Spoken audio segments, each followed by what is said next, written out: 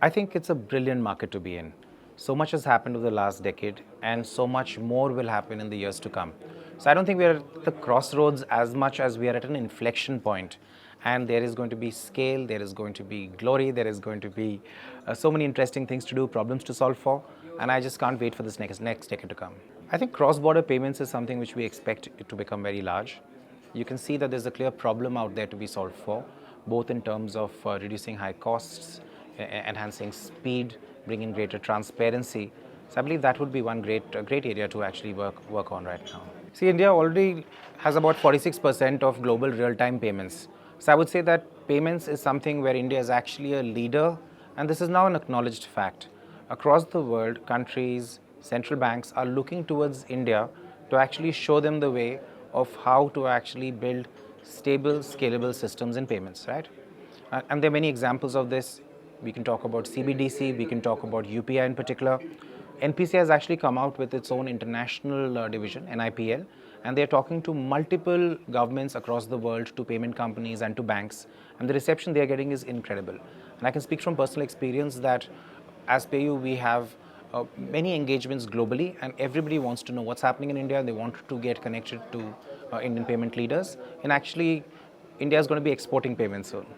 Yeah, I think in many ways as India, what we have actually done is we have leapfrogged the world when it comes to payments technology.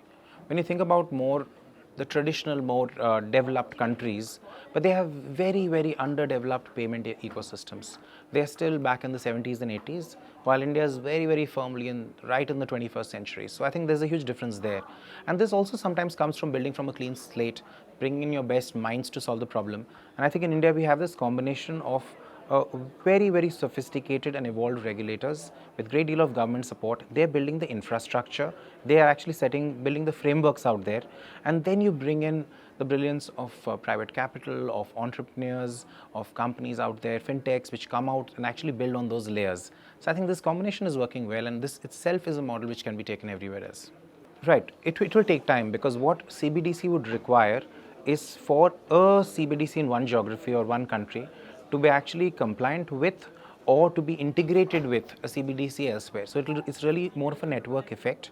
You would build frameworks which are very compatible or frameworks which are interlinked, right? Once that happens, it becomes very, very easy. Very recently, the RBI actually had signed an MOU with the Central Bank of UAE to do exactly this. Now, these frameworks will be built out. It will take time.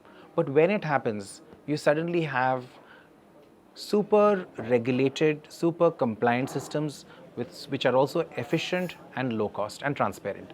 I think that combination really can't be beaten when it comes to cross-border payments. So I think in payments, there is both evolution and there is revolution. There is continuous evolution taking place. But every once in a while, there will be that moment, and suddenly the speed and scale will go 10x, right? And we have seen many, many such revolutions and evolutions in payments. So it will be faster than you think. And when it happens, it will be at 10 times the scale which we all expect.